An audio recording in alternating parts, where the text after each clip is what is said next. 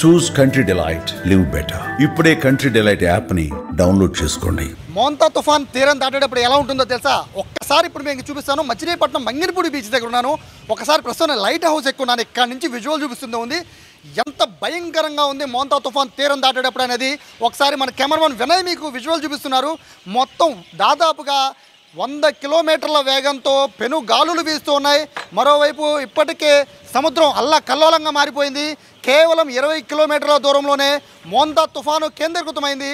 ఇప్పటికే కాకినాడకి అతి దగ్గరలో తుఫాను తీరం దాడుతున్న నేపథ్యంలో ఒక్కసారి మంగినపూడి బీచ్ దగ్గర పరిస్థితి చూడొచ్చు.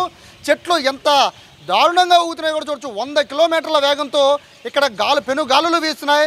మొత్తం నిలబడడానికి కూడా ఇక్కడ కనీసం సపోర్ట్ లేదే ఇక్కడ నిలబడలేని పరిస్థితి. ఇంత వేగంగా గాలు వీయడం అనేది తుఫాను సమయంలో ఇటువంటి దృశ్యాలు చూడడం అనేది చాలా అరుదుగా ఉంటుంది.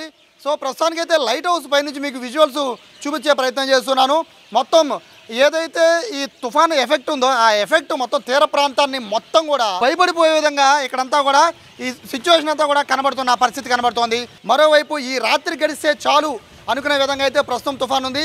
కేవలం ఇక్కడ మనం చూస్తున్నది పెనుగాలులు మాత్రమే కాదు, అంతకు మించిన ఒక భయంకరమైన దృశ్యాన్ని కూడా మనం చూస్తున్నాం. ఈరోజు రాత్రికి తీరం దాటిపోతోంది ఈ ఏదైతే మోంతా తుఫాన్. 2 రోజులు బట్టి మోంతా తుఫాను గురించి అనేకమైన వార్తలు చూశారు. అయితే ఆ క్షణం అయితే వచ్చేసింది. కేవలం 20 నుంచి 30 కిలోమీటర్ల దూరంలో మాత్రమే, సముద్రానికి దూరంలో మాత్రమే తుఫాను కేంద్రీకృతమైంది. ఇది కాకినాడ మచిలీపట్నం మధ్యలో తీరం దాటబోతోంది.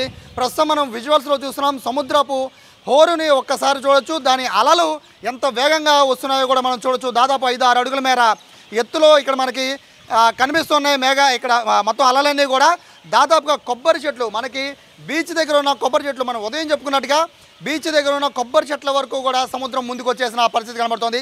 కోస్తా తీర ప్రాంతం మొత్తం కూడా అల్లకల్లోలంగా మారిపోయింది. తుఫాన్ దెబ్బకి తుఫాన్ తీరం దాటాక 100 నుంచి 120 కిలోమీటర్ల పెనుగాలులతో కూడిన భారీ వర్షం వస్తుంది. రేపు మధ్యాహ్నం వరకు కూడా ఎవ్వరూ కూడా ఇళ్లలోంచి బయటికి రాకపోవడం మంచిది. అధికారులు అయితే అప్రమత్తంగా ఉన్నారు. ఎన్డీఆర్ఎఫ్ సిబ్బంది సిద్ధంగానే ఉన్నారు. మరోవైపు పోలీసుల దగ్గర నుంచి మొదలు పెట్టుకుని రెవెన్యూ సిబ్బంది వరకు అందరూ కూడా ఈరోజు రాత్రి మీకోసం పనిచేస్తారు. ఎంటైర్ మచిలీపట్నంలో ఉన్న అధికార యంత్రాంగం మొత్తం కూడా ఈరోజు రాత్రి తుఫాన్ పైన దృష్టి పెట్టబోతోంది. ఎవ్వరూ కూడా ఇళ్లకు వెళ్లకుండా ఈరోజు రాత్రి తుఫాన్ని మొత్తం దాని గమనాన్ని అది మిగిల్చే నష్టాన్ని కూడా అంచనా వేయడానికి మొత్తం అంతా కూడా ఇక్కడే ఉండిపోబోతున్న పరిస్థితి కనబడుతోంది. ఓవరాల్గా పైనుంచి చూస్తుంది, టాప్ యాంగిల్లో చూస్తుంటే తుఫాను తీవ్రత ఎలా ఉందో కూడా అర్థం చేసుకోవచ్చు. తీరం దాటిన తర్వాత ఇంతకన్నా వేగంగా గాలులు వీచే అవకాశం అయితే కనబడుతుంది. అందరూ కూడా అప్రమత్తంగా ఉండాలని చెప్తున్నారు. దాదాపుగా ఈ తుఫాను అనేది 2 ఏళ్లలో ఇదే అతిపెద్ద తుఫాన్.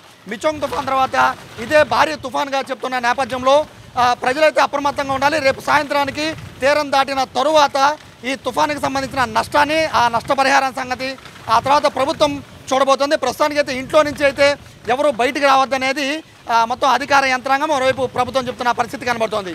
కెమెరా పర్సన్ వినయ్తో సాయి, సుమన్ టీవీ, మచిలీపట్నం నుండి.